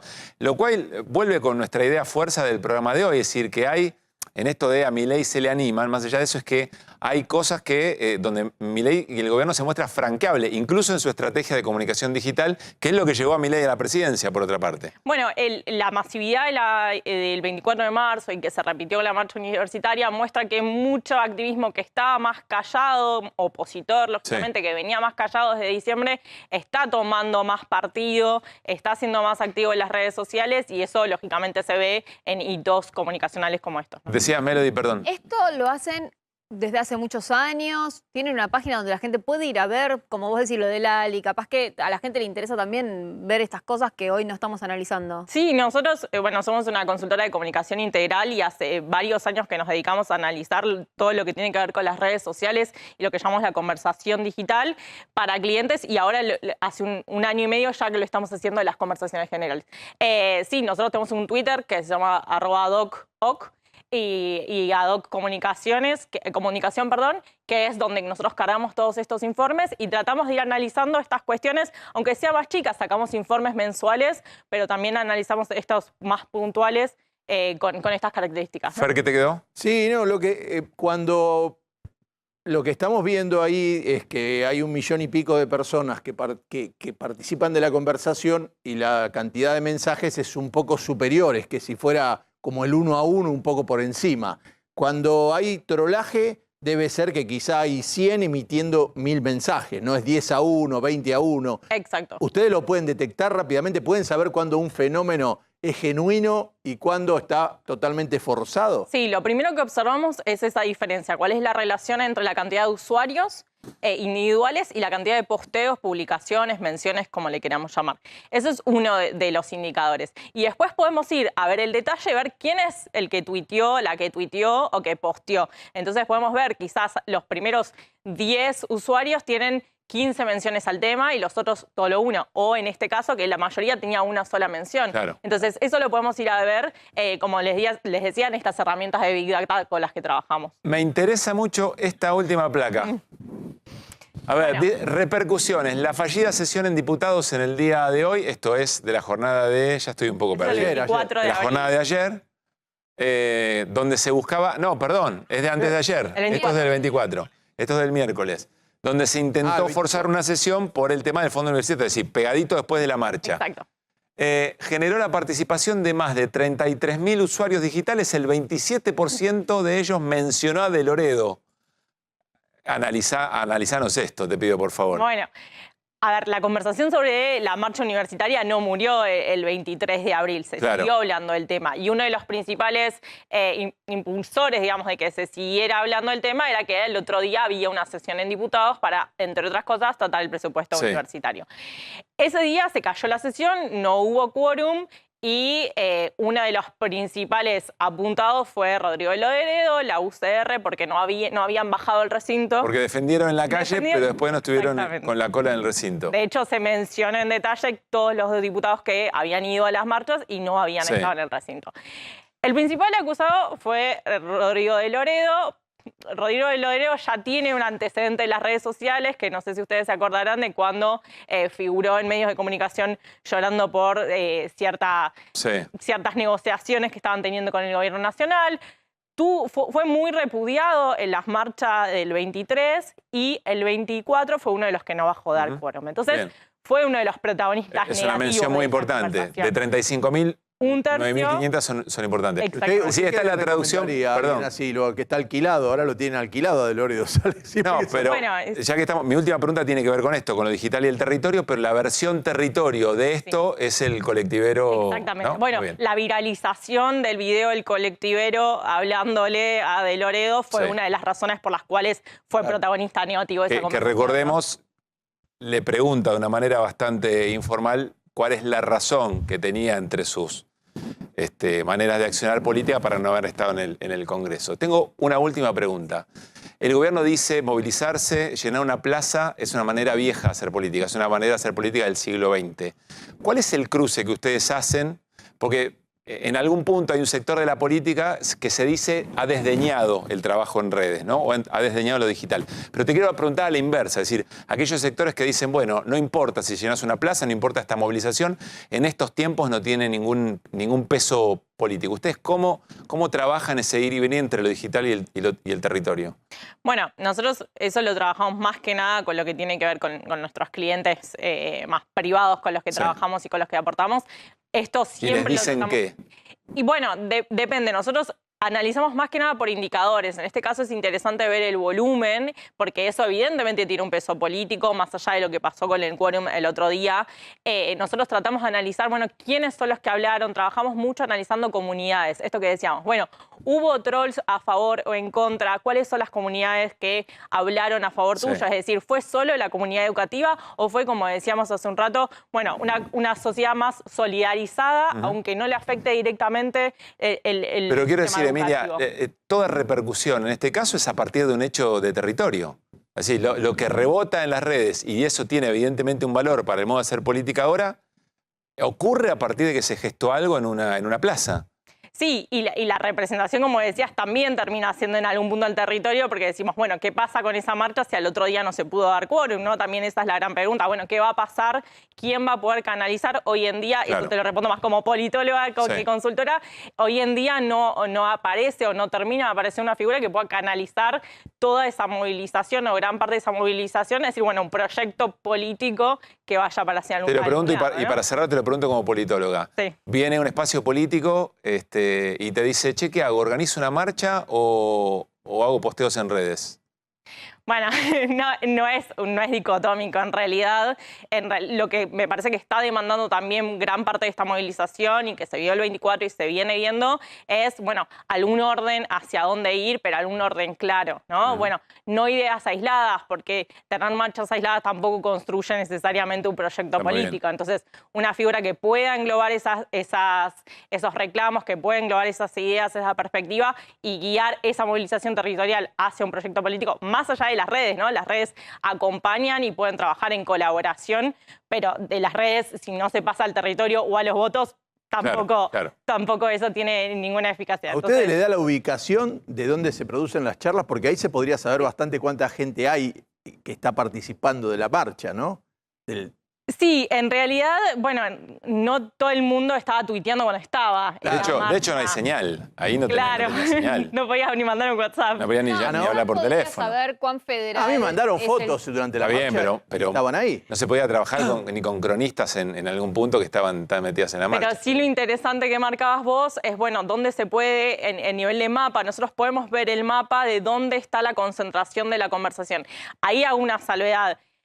Más allá del nivel poblacional que hay en el AMBA, sobre todo, la utilización que hay en las redes sociales en la Ciudad de Buenos Aires y en el AMBA es muy distinta a la que hay en otras provincias. Bien. Entonces, a veces eso es desmerecer, hacer esa comparación, a veces es, bueno, es medio desparejo y es faltarle un poco a la idea de todo lo que sucede en las provincias, que no tiene el peso poblacional o digital que tiene la Ciudad de Buenos Aires. Emilia, muy interesante y muchas gracias por haber venido un viernes aquí a No, 24. por favor, gracias a ustedes. Bueno, vamos a hacer una tanda. Tenemos muchas cosas más para compartir hasta las 11 aquí en Equipo de Noticias por A24. Ya venimos. Estábamos conversando recién con el equipo la poca presencia que tiene en la discusión pública la interrupción en la entrega de medicamentos para pacientes oncológicos o con enfermedades muy graves. Hay una dirección que se ocupa o se ocupaba de esto, es la Dirección de Asistencia Directa para Situaciones Especiales. Hay personas ya fallecidas. El señalamiento es que no les llegó la medicación que necesitaban, por supuesto, para el tratamiento de estas enfermedades. Hay un amparo presentado y hay 2 denuncias penales. Una de esas denuncias penales la presentó Daniel Traba, es abogado. Habló hoy de mistanasia, que es efectivamente, uno podría decir, el encuadre, el enfoque que tiene, o el delito, la figura que tiene esta situación. Daniel, ¿cómo le va? Pablo Caruso y todo el equipo de Noticias. Perdón, lo saludamos en A24. ¿Cómo está? ¿Qué tal? Buenas noches. Muy bien. Gracias, Pablo, por la oportunidad que me has echado con ustedes. A ver, Daniel, ¿nos contás un poco qué es lo que cuál es la situación hoy? ¿Desde qué momento esto ocurre? ¿Cuáles son los argumentos del gobierno? Mira, la cuestión acá es la siguiente. Yo hace unos días me entero a través de una noticia que un grupo de sociedades que representan a personas con enfermedades terminales o avanzadas le venían reclamando al Estado Nacional desde diciembre del año pasado precisamente el hecho de que les hayan retirado las medicaciones con el vil argumento de que iban a investigar los curros, con el vil argumento de que iban a revisar toda la cuestión y que después iban a ver qué es lo que hacían. En ese momento la DACSE estaba a cargo de la señora Petovelo y luego pasó al Ministerio de Salud. Uh-huh. Cuando veo esta noticia me hierve la sangre y digo, bueno, ¿yo qué puedo hacer como persona, como ser humano? Y digo, bueno, soy abogado, voy a hacer una denuncia. ¿Por qué? Porque entiendo que el Estado tiene una obligación que es ineludible, lo marca la Constitución Nacional, lo marcan todas las religiones, que es el precepto de la vida sobre todas las cuestiones. Y que una persona que muera porque el Estado deja de brindarle la asistencia a la cual está obligado, según mi parecer, realmente para mí es un delito. Entonces decidí hacer la denuncia. Estuve investigando. O sea, Daniel, haces la denuncia no representando a algún paciente o alguna familia, ¿lo haces? No. Hago la denuncia como ciudadano porque me siento obligado a hacerlo. Es la misma denuncia que debería haber hecho cualquier fiscal. Cualquier empleado público o un fiscal que hubiera escuchado esto hubiera dicho, che, mirá, acá podemos estar ante un delito, investiguémoslo. Nadie lo hizo. Esto se empezó a hacer a partir de la denuncia que hice yo no me consta de que haya habido otra. Tal es así que el próximo 30 tengo una audiencia con el doctor Rívolo para ratificar o no la denuncia, cosa que sí, obviamente la voy a ratificar, voy a seguir hasta las últimas consecuencias. El fiscal es Rívolo, el juez es Rafecas, ¿no? Exactamente, exactamente. Daniel, yo no me puedo presentar como querellante porque no tengo una afectación directa. Claro, entiendo. Daniel, ¿cuántas situaciones, por lo que investigaste, hay acreditadas de personas que fallecieron por no haber recibido la medicación a tiempo? Mira, al día de hoy me han confirmado prácticamente 14, 15 fallecimientos. Se hablan de muchos más, pero obviamente en estas cuestiones hay que ser muy prudente. 1, 2, 3, 4, 5 o 1000 es exactamente lo mismo. Son ciudadanos argentinos que han quedado desamparados porque el Estado Nacional ha decidido gastar el dinero en otras cosas. Por eso dentro de la denuncia también pido que se investigue y se diga a ver qué se hizo con los 140.000 millones de pesos que se le retiraron al Ministerio de Salud, a dónde fueron a parar, o sea, a dónde se readjudicó esa partida. Claro. ¿Por qué motivo la DAC se desfinanció completamente? Hay otras cuestiones, se han echado personas que trabajan ahí, pero acá el meollo de la cuestión es que hay gente que ha muerto, hay gente que va a morir. Entonces, eso me parece un delito muy grave por parte de cualquier gobierno, ¿no? Daniel, ¿cuáles son los delitos por los que se acusa y a quién? ¿Contra quién va dirigida la denuncia? La denuncia va a la línea jerárquica, que es el presidente de la Nación, como jefe de ambos ministros, que son la ministra Petovelo y el ministro Russo, porque la desfinanciación comienza a partir del 11 de diciembre del 2023, cuando la DAC estaba a cargo de Capital Humano, y continúa cuando de Capital Humano se la pasan al Ministerio de Insalud, digo yo. Un ministerio donde un señor muy suelto cuerpo dijo que si se acababan el mosquito se acababa el dengue. Creo que ahí sobran las palabras, ¿no? Tengo dos últimas y muy breves, Daniel. El vocero Manuel Adorni reiteradamente fue consultado sobre este tema y reiteradamente dijo que de ninguna manera había interrupción de entrega de medicamentos, que se trataba eventualmente de algunos casos en los que se estaba haciendo una auditoría. ¿Vos desmentís por completo que esto sea lo que está pasando? Y vos lo mencionaste, estás hablando de Adorni. Es un adorno, realmente. Es una persona, mira, yo aprendí el significado de otra palabra en estos días, y que es la miserabilidad. Y estamos hablando de gente absolutamente miserable, ya sean los denunciados como el señor Adorni, y me hago cargo de lo que estoy diciendo. Son miserables. Daniel, y mentirosos. ¿Cómo sigue esto? Dijiste una audiencia el 30 y a partir de ahí, ¿qué puede pasar? ¿O qué debería pasar? Mira, ahí debería el fiscal empezar la investigación. Yo de todas maneras estoy contactándome con algunas personas para tratar de presentarnos como querellantes. ¿Por qué? Porque al ser querellantes somos parte del expediente, podemos verlo, ver cómo va avanzando y podemos proponer algunos medios de prueba, y también, si vemos que esto no avanza, también podemos denunciarlo en los estamentos que correspondan, ¿no? Daniel, gracias por la decisión primero y después gracias por este rato para charlar con nosotros y contarnos sobre este tema. Un gran abrazo. No, gracias a vos, Pablo. Un abrazo para todos. Buenas noches. Bien. El próximo lunes, Hernán, se trata la ley base, va a ser un punto importante también en la agenda política. Sí, se tratan básicamente tres grandes cuestiones. Por un lado, la ley base, que incluye, entre otras cosas, la discusión de privatizaciones, la emergencia, el régimen de inversiones, diría en términos de trazo grueso, esas tres cuestiones. Todo el paquete fiscal que nosotros venimos charlando hace mucho, ganancias, bienes personales, el monotributo social, el blanqueo, y además incluye dentro de la ley bases una serie de artículos que tienen que ver con la reforma laboral, que es, digamos, lo novedoso. Lo otro más o menos ya se conocía. Lo novedoso es, ahí hubo una propuesta, vos te acordás, de Loredo, los radicales.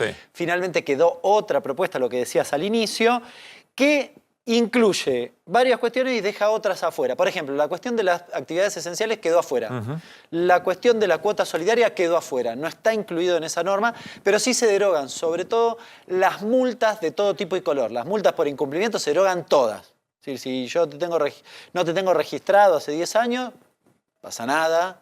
nadie dice nada.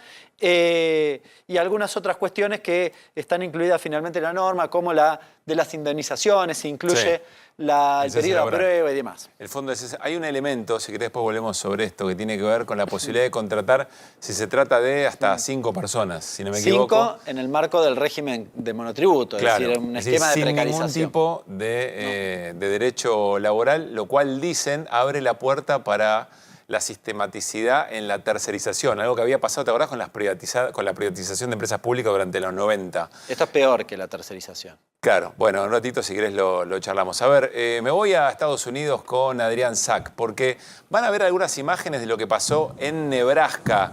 Un tornado tremendo de película, como la película Twister, era, si no me equivoco, sí. ¿no? Y van a observar ahora, ahí está, a mis espaldas algunas. Ay, me da ganas de correr. Miren lo que es eso. Miren ese tornado y los autos o las camionetas que parecen ir derecho hacia el tornado. Más madera. Película. Hay que tener nervio para andar por esa ruta y en esa escena, ¿no? Quédate quieto, claro. Los nombres de cada una de la morfología, digamos, del tornado. Parece no un sé silo qué es el centro, bolsa. qué es el ojo. Parece un silo bolsa al costado.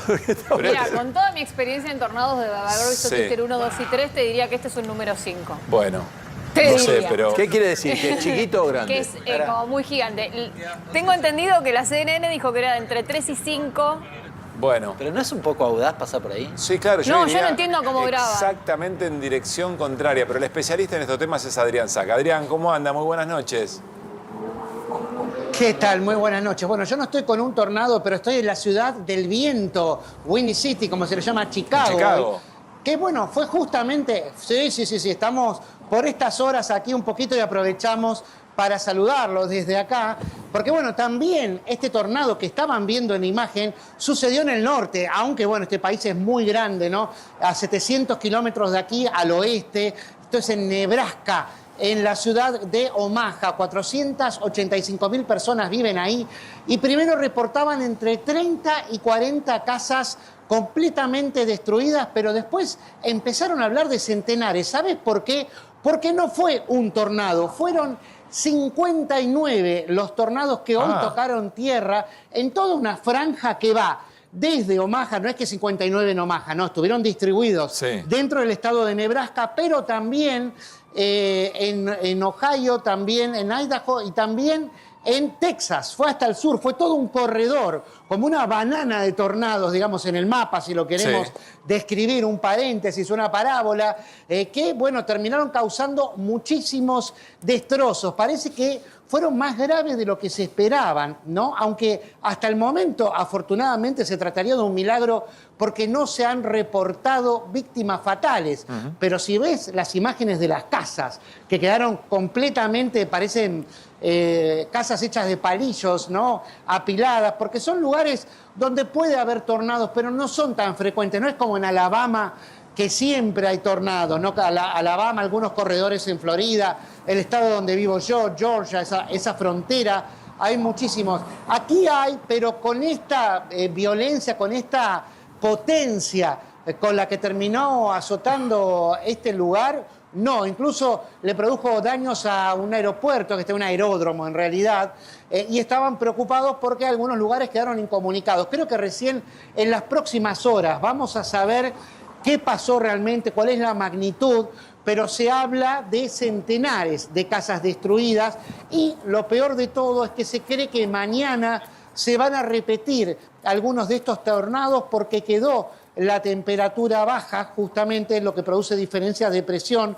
con zonas más frías como esta. Acá en estos momentos hace 7 grados y bueno, no son temperaturas habituales para esta altura de la primavera. Ya tenemos más de un mes de primavera aquí en el hemisferio norte y bueno, y eso causa preocupación, ¿no? ¿Fernando? Sí, Adrián, ¿qué tal? ¿Cómo te va? ¿Qué tal, Fer? Yo conozco gente, bueno, Lucho Avilés tenía casa en Miami y cuando venían los tornados tenían toda una rutina que decía cuando vienen no eran los tornados, los huracanes. Los huracanes. Cuando vienen los huracanes, la sí. gente se mete en tal lugar.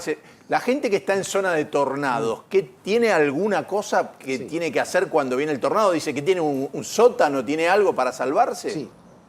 Mirá, siempre en casi todas las construcciones grandes, no estamos hablando de las casas, pero sí, por ejemplo, de colegios, de clubes, de incluso algunos restaurantes o complejos, tenés el cartelito que dice, este baño es, por ejemplo, son baños muy grandes en algunos casos, o con una sala anexa, es el lugar destinado a refugio como tornado. ¿Por qué? Porque no tiene ventanas, ¿no? Por ejemplo, son lugares o que están abajo o que justamente están en planta baja pero no tienen ventanas. Y eso, bueno, en todos los colegios sí o sí tienen, aún en zonas donde no son tan habituales los tornados, porque tienen que tener una zona designada como protección. Y bueno, en colegios y universidades y en el departamento de policía, por ejemplo, en muchos lugares, se hacen ensayos, ¿no? Una vez cada tanto suena la alarma y van todos procediendo, digamos, con calma, como tienen que proceder en estos casos, si hay alerta de tornado, que a diferencia de los terremotos sí se pueden prever, sí se puede saber lo que puede pasar y sí se sabe si están viniendo y si pueden tener una magnitud importante, ¿no? Sobre eso, Adrián, por supuesto uno imagina que la primera reacción es saber si hay víctimas fatales, si hay personas heridas, los daños materiales. Sí. ¿Y cuál es la mirada posterior? Es decir, sobre si las alertas funcionaron. Recién decías que se esperaba algo de menor intensidad. ¿Hay críticas respecto de ese tema? Sí. Sí, hay críticas, pero tampoco es que se vuelven locos, digamos, con el servicio meteorológico que está monitoreado por la NASA, ni más ni menos.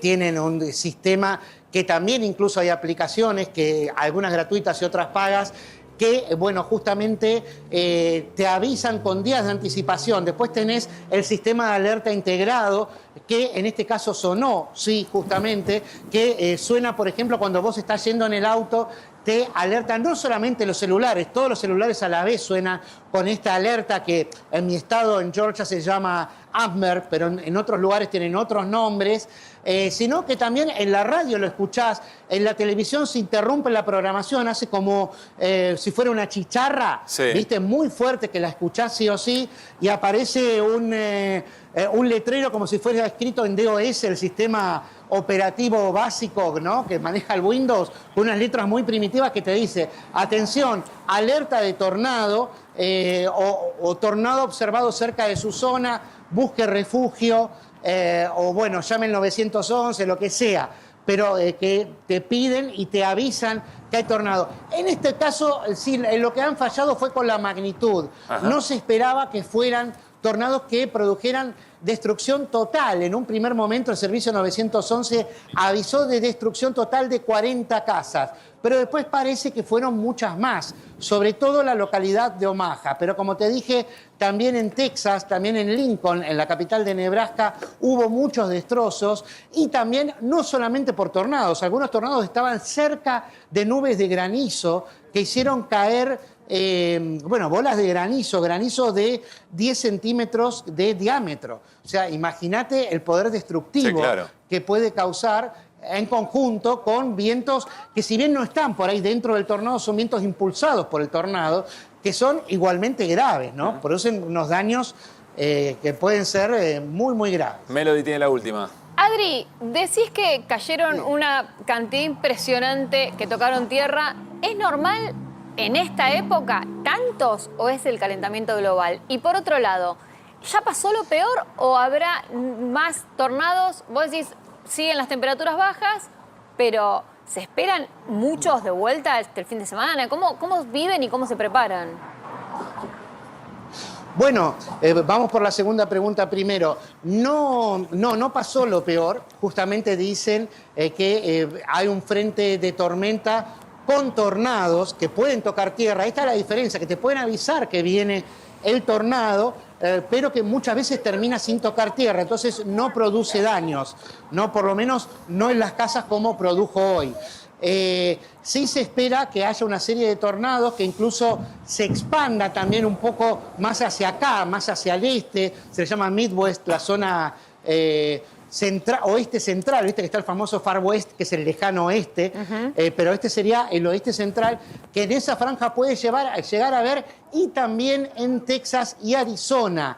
No se puede agregar el estado de Arizona entre los que pueden tener alertas de tornado en todo este fin de semana. Y la otra pregunta, perdón, yo no estoy preparado como Adorni que te pregunte. Iba a decir, metió modo conferencia de prensa. Muy bueno. Sí, sí. Ay, peor. No, a mí lo que me gustaría es señalar, ¿viste? A ver, ahora vos, eso lo quiero hacer. Pero usted no se hacemos duerme, eso. por lo menos no se duerme, Adrián. Algún día hacemos un Zoom y nos señalás. Adri. La otra pregunta era, A ver, dale. si es normal que toquen tierra tantos tornados en el mismo día, si es la época de tornados o si es el calentamiento global realmente, porque parece increíble lo que se ve. Bueno, a ver, tornados puede haber en todo el año. No es como los huracanes, que sí hay una época de huracanes que empieza en verano, ¿no? Un poquito antes, en junio, empieza a haber, y hay muchos avisados, hay muchos anunciados para este año, es récord, de hecho, desde que se tiene medición o desde que se prevén huracanes, la cantidad de huracanes previstos, tanto en la costa del Golfo de México, donde está Florida, donde está Miami, como en la costa del Pacífico. En el caso de los tornados, sí, tampoco es tan común que haya tantos, y sobre todo en esta zona. Y sí, se habla del calentamiento global, pero eso más que nada por los tornados que puedan venir justamente desde donde te hablé, de las zonas donde hay un mar cerca, como en el Golfo de México. ¿Por qué? Porque se calentó 1 grado más la temperatura del mar. Entonces, al calentarse la temperatura del mar, se produce más diferencia de temperatura y diferencia de presión entre tierra y mar, y ahí es donde se producen tanto más huracanes como más tornados, porque los tornados muchas veces van como escolta de los huracanes, ¿no? Mirá Cuando vos. entran los huracanes. Entran antes, avisan que vienen. Sí, sí, es lo que ha pasado en muchos de los Qué huracanes. informado que estás acá. También, ¿no? Impresionante. Impresionante, Sabe todo. Adrián. Todos los temas de bueno, Estados pasa Unidos que se lo vivía- puede preguntar a él que lo sabe. Adrián, un abrazo muy grande, disfrutá la noche y gracias por el detalle. No, por favor, gracias a ustedes. Sé tanto como ustedes de mosquitos, ¿eh? Así que bueno, yo le pregunto de mosquitos, ustedes me dicen. Ya sobre- tenemos un máster, por supuesto. huracanes y tornados. Un abrazo grande, Adrián. Claro. Bueno, información urgente nos lleva Hernán Lecher. De hace algunos minutos estas novedades que tiene que ver con qué, Hernán. Con YPF. Habíamos adelantado acá. ¿Te acordás que habíamos dicho que los directores de YPF iban a cobrar 77 millones de pesos mensuales? ¿Te puedo confesar algo? Sí. Cuando lo contaste y lo estabas... Dijiste que era mentira. Dije, no, acá Un error. estamos haciendo un papelón. Estamos haciendo un papelón. Es imposible que alguien se haya autorizado ganar 70 millones de mango por mes. Y era verdad. Bueno, ¿qué te traigo hoy? ¿Qué te traigo ahora en realidad? Porque hace un ratito la página oficial de YPF subió el resumen de la asamblea. Hoy era la asamblea, el directorio, lo que habíamos anunciado aquella vez es que el directorio le proponía a la asamblea estos 70 millones por director. Uno podría decir, che, tal vez reflexionaron en el medio y dijeron, es un montón, vamos a recortar los valores. No, la asamblea acaba de aprobar 70 millones de pesos por director para el transcurso de este año. Hace un ratito nomás, ahí tenés la información ¿Estás oficial. seguro que es por mes? Es por mes y es por director. Por director son los 11 directores y los 3, suplentes no, titulares de la comisión ¿Cuántos fiscalizadora. son criollos? Porque, digamos, ahí están los de Chevron también, están los norteamericanos. No, acá son todos argentinos. Todos- a ver, todos ¿Cuánto argentinos. garpa la Esperemos. quiniela? No, porque 51... Un pozo fuerte de una... ¿saben quién votó esto? ¿Quién? Pose y Rolandi. ¿Vicejefe de gabinete? El jefe de gabinete y el vicejefe de gabinete.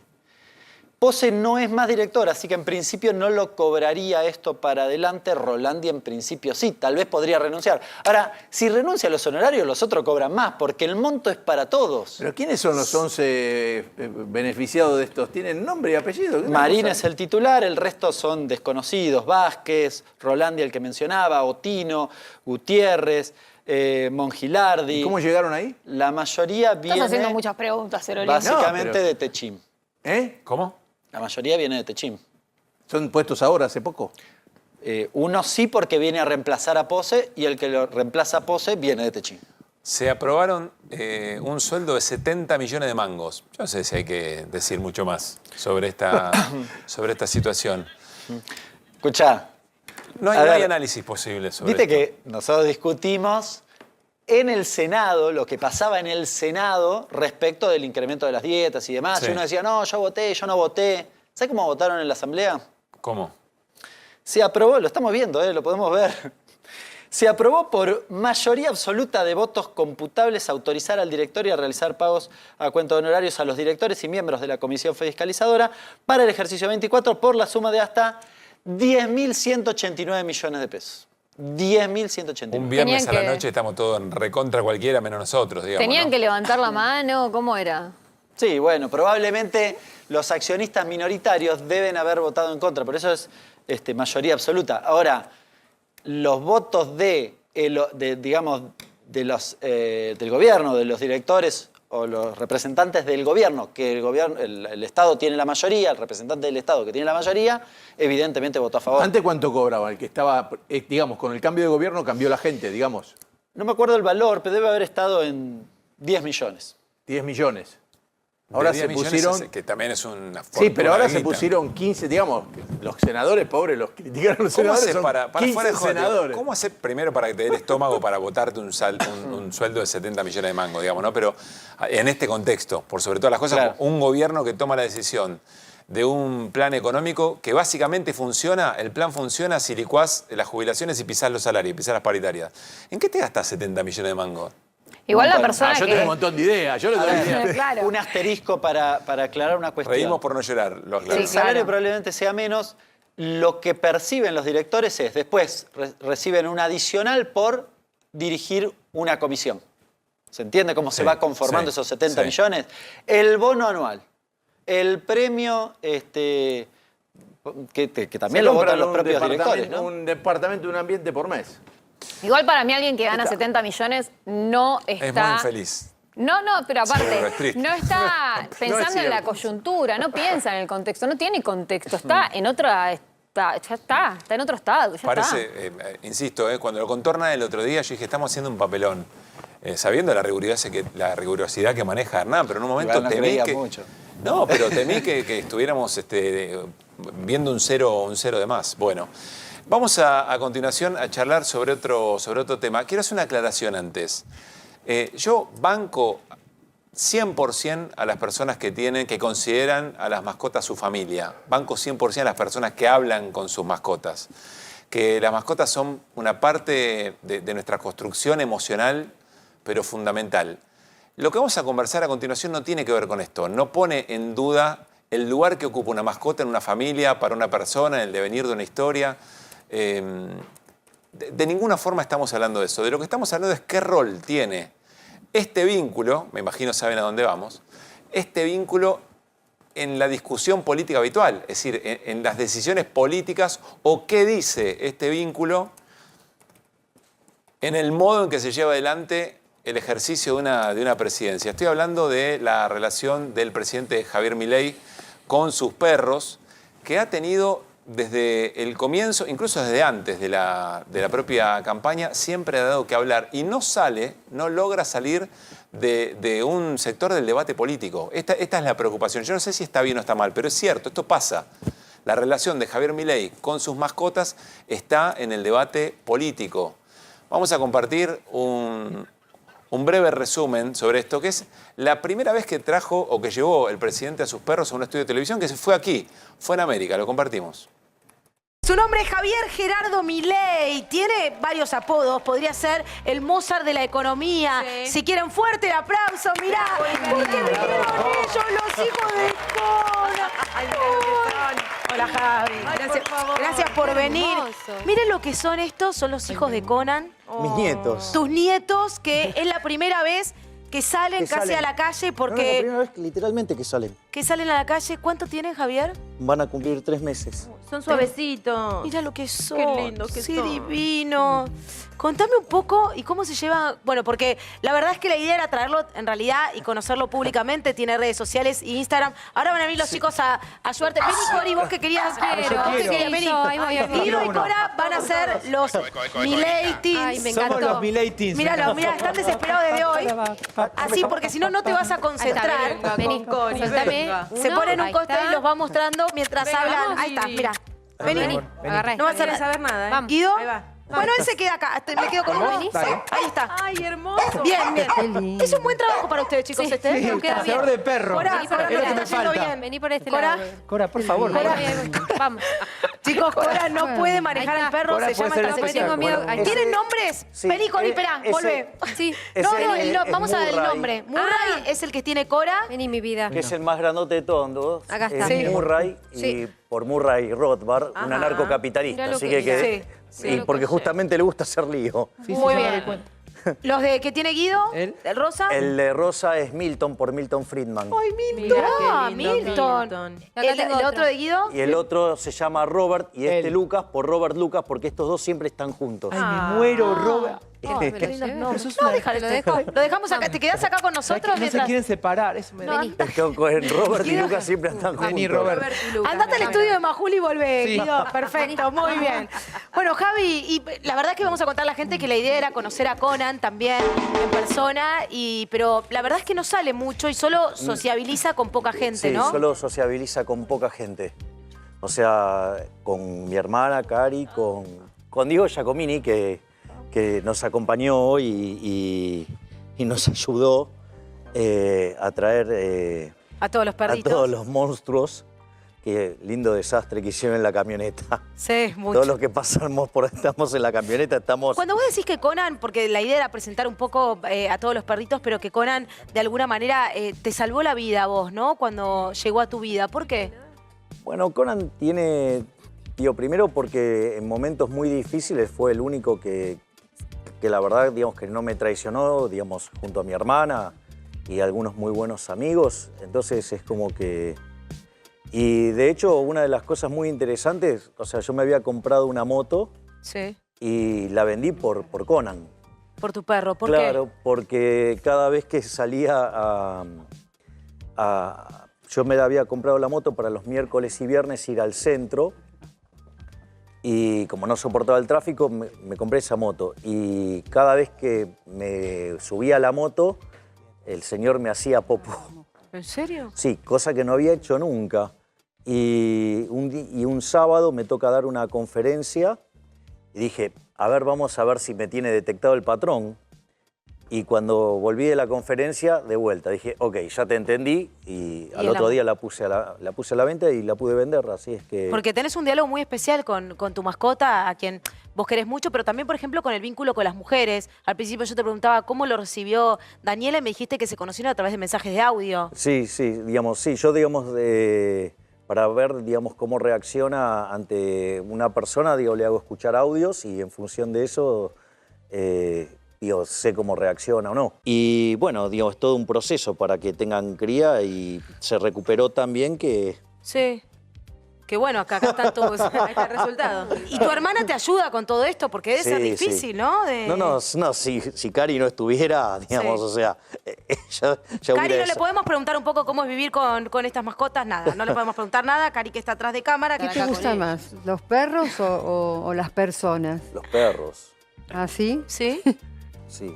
Milton, soltale, dale. Muy Ya bien. te dije, dale de comer. Mandamos un beso a René de vestuario. Ahí está, no pasa se nada, quedó no pasa sin nada. la remera menos. Bueno, no había visto estas imágenes, francamente. Yo insisto, en un momento Javier Milei dice, me ayudaron a atravesar un momento muy, pero muy difícil. A mí me parece sumamente respetuoso eso. No tengo ninguna intención en que nos metamos en eso. Lo que significan las mascotas en la vida de las personas en momentos que son muy, pero muy bravos. La misma respuesta. En ese momento, Milei, no sé si tenía en la cabeza ser ni siquiera candidato a diputado nacional. No lo tengo muy en claro. Entonces le preguntan algo que inclusive en lo más cercano de nuestro vínculo, nosotros decimos, y yo la verdad quiero más a los perros que a las personas. Es decir, no quiero traspolar eso respecto a lo que ocurra. Lo que sí me parece un dato, insisto con esto, que naturalizamos mucho, es que en el bastón presidencial están estos perros, digamos. Ahí es donde se empieza a involucrar en la vida institucional de la Argentina. Este me parece que es el punto, no tanto el vínculo que pueda tener una persona con su mascota. Fer. Cuando nos conocimos con mi mujer, yo tenía 5 perros en ese momento. Llegué a tener 5 perros y cuando escucho esto, porque había algunos que se enojaban por el tema, yo soy fanático, me encantan los perros. Sí. Y bueno, ahora, varias de las cosas que yo escucho de los perros de Milei me preocupan. Y tiene que ver, cuando estaba en un departamento, dicen que como se peleaban entre los perros, los tenía con unas cadenas y no se podían mover porque si los soltaba uno se mataba con el otro, que son bastante territoriales. Y lo mismo está contando ahora de que él va a visitarlos a un canil. Por separado. Yo he tenido, los perros tenían que, mi casa tiene una reja en la mitad y la mitad de los perros vivían de un lado y la mitad del otro. Y se agarraban a sangre. La manera mía de separarlos las veces que se han agarrado, por eso tuve que separar, tirarlos a los dos a la pileta. Entonces se soltaban ahí, porque se estaban mordiendo, los tirás a una pileta y salen. Bien. A mí me parece que los perros, esto está bien que le hagan bien los perros, pero también los perros no pueden estar todo el día encerrado o atado con cadena. Nunca escucho que que tengan una vida normal de perros. Bueno, lo único chiquito que te voy a decir es, el presidente está en duelo. ¿Por qué no estamos hablando de que está en duelo? Se supone que recién se separó. ¿Por qué estamos hablando de los perros? Yo cuando estoy en duelo no me puedo mover. ¿Por qué estamos hablando de los perros? No tengo una respuesta para esta pregunta de Melody.